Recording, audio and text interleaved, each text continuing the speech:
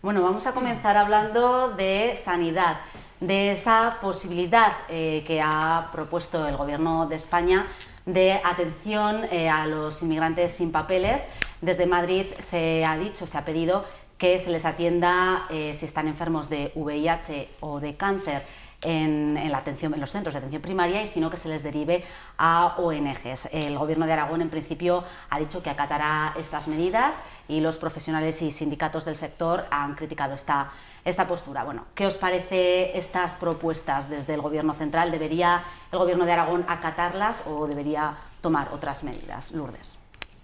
Bueno, pues si me permites, María, vamos a empezar un poquito por contextualizar el tema de la norma. Efectivamente, el Real Decreto 16/2012 de medidas urgentes para garantizar la sostenibilidad del sistema sanitario tiene un objetivo concreto a este tema que estamos tratando, son los extranjeros y que quedan fuera de la universalidad de los derechos. El objetivo del Real Decreto es, de alguna manera, hacer compatible el sistema de salud, los servicios sanitarios, con un posible abuso de estos servicios que presta, porque tanto España como la Comunidad Autónoma de Aragón no tenemos límite a nuestros presupuestos. Evidentemente, se trata pues de hacer y de evitar cuestiones como que el Tribunal de Cuentas en el año 2009 se planteó, denunció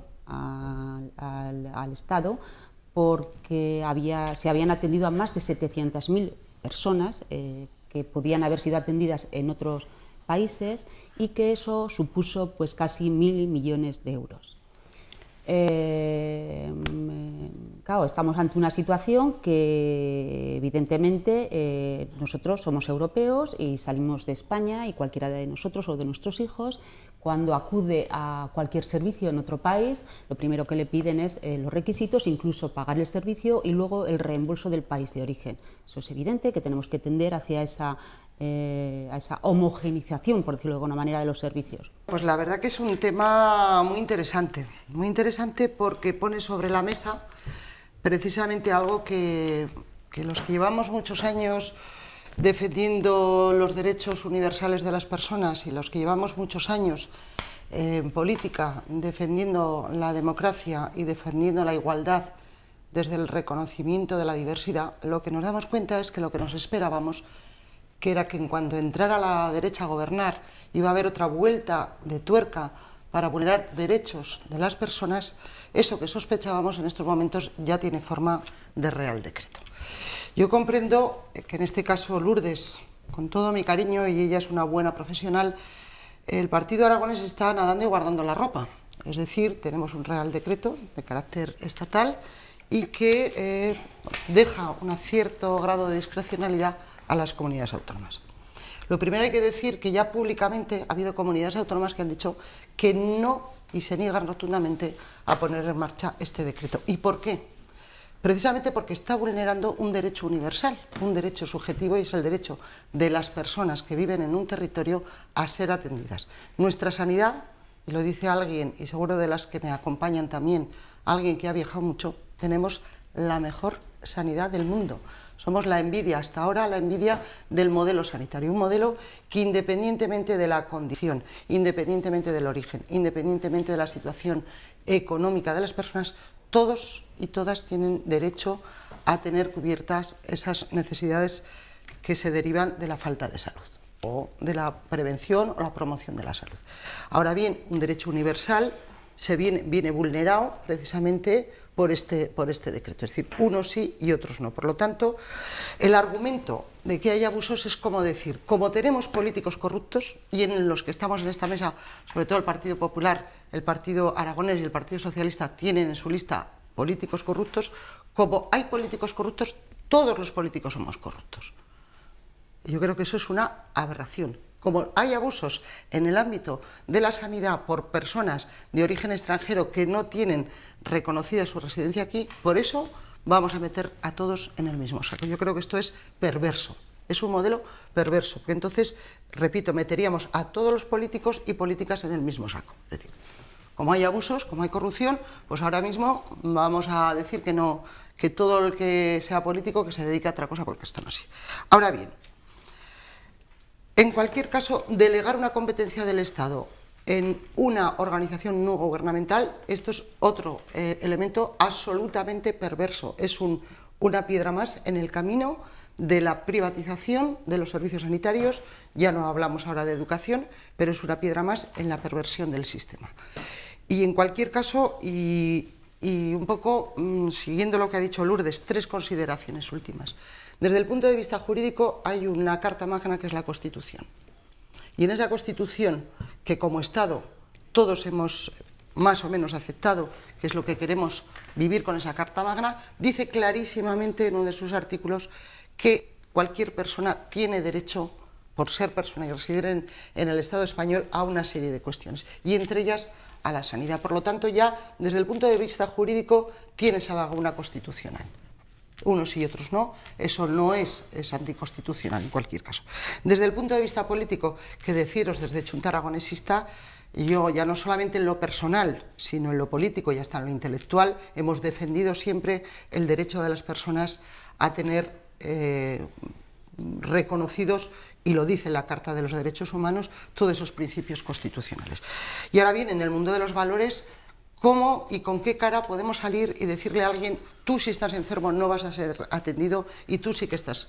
Estamos, digamos, vulnerando, y a mí me vulnera en lo personal, ya no solo en lo político, vulnera algo que nos debería rasgar las vestiduras, es decir, ¿con qué cara vamos a decir a ciudadanos y ciudadanas que viven en este territorio que no tienen acceso a lo que tenemos los demás? Patricia y Cristina. Pues voy a empezar contestando a Carmen para luego intentar explicar lo que, y apoyando en parte a Lourdes, lo que creo que busca este decreto. No es un argumentario tuyo, de tu partido, es de uno al que habéis apoyado en una investidura y en unos presupuestos muy recientemente en esta ciudad de Zaragoza. Pero podías haberlas hecho tuyas. El PP ha buscado una excusa miserable para poner todo patas arriba y decir que hay que cambiar la política migratoria. Una excusa para buscar el voto más radical. Pues no, Carmen, lo siento mucho. Tú y yo, y creo que todos los que estamos sentados en esta mesa, y los políticos de Zaragoza, y los voy a defender a todos, y los de España también, y a los de mi partido principalmente, buscamos la democracia y la igualdad. Lo tenemos como objetivo, y no es una vuelta de tuerca.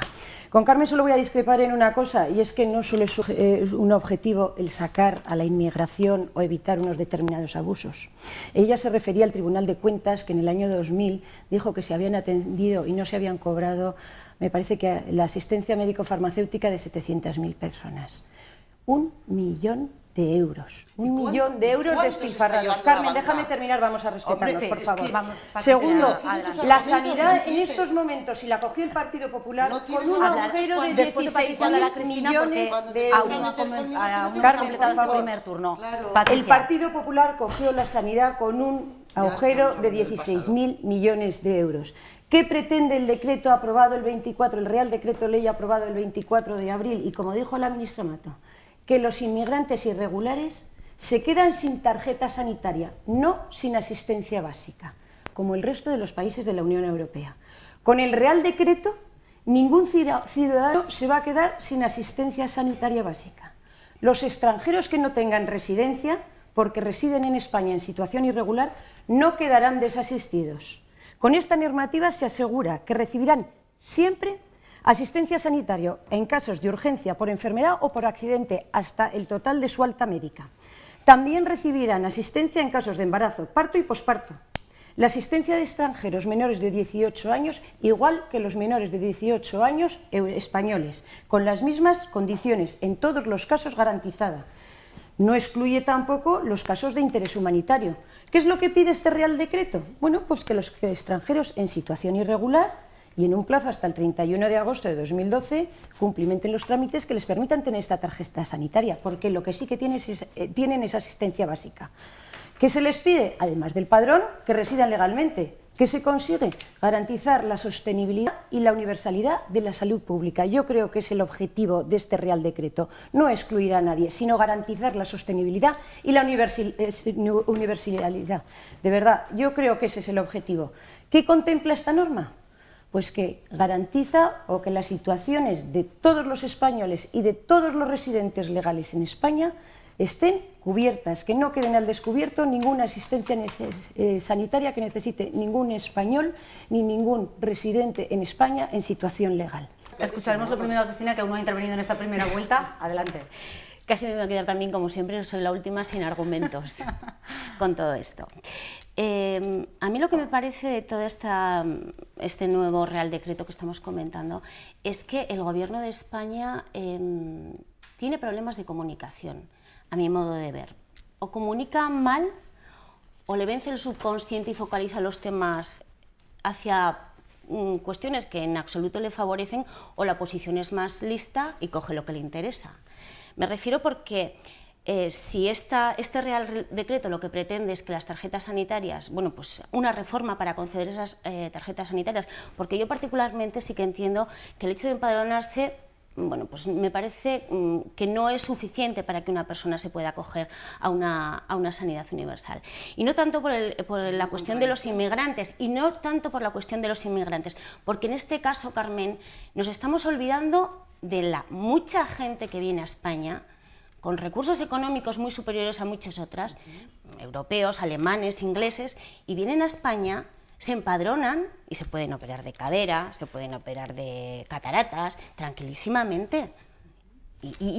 O sea, con eso que quiero decir, estoy totalmente en contra que se persiga el abuso, que se focal, o sea, que el tema es, abuso, sí, pero no sí, metamos a todo el mundo en el mismo saco. Me parece una pero aberración, es lo mismo que he dicho el ejemplo de los políticos. Pero sí que me parece, Carmen, que la atención sanitaria está garantizada. Si se garantiza mediante urgencias, se garantiza a menores de 18, se garantiza a mujeres embarazadas, se garantiza a personas enfermos crónicos, se garantiza a enfermos de cáncer y de SIDA. Es verdad que también hay que reclamar que por qué siempre los más desfavorecidos. Es cierto, y hay que tenerlo en cuenta. Pero también nos tenemos que acordar de esos 1.000 millones que ha comentado antes Lourdes, que no los han generado este tipo de gente. No los han generado, porque además los pero es que también tendemos a focalizar los temas hacia donde nos interesan. Y hay que ver otras cosas. O sea, aquí lo que se pretende es castigar el abuso a toda esa gente que viene aquí a aprovecharse de nuestra sanidad. 1.000 millones se generaron en el 2009. Y la hipocresía de los que tienen en su casa muchachas del servicio doméstico sin asegurar. Pero Carmen, no mezclemos con eso. No, pero sí es lo mismo. Es que demonizamos a la gente siempre. Derecho a ser demoniza a la derecha, ya estamos. Los 10 millones de votantes demonizamos a todo el mundo. El último dato que quiero dar, solo el 38% de los inmigrantes, solo el 38% de los inmigrantes utilizan la sanidad universal. ¿Por qué? Porque en muchos casos tienen miedo a empadronarse para que luego devolverlos y deportarlos.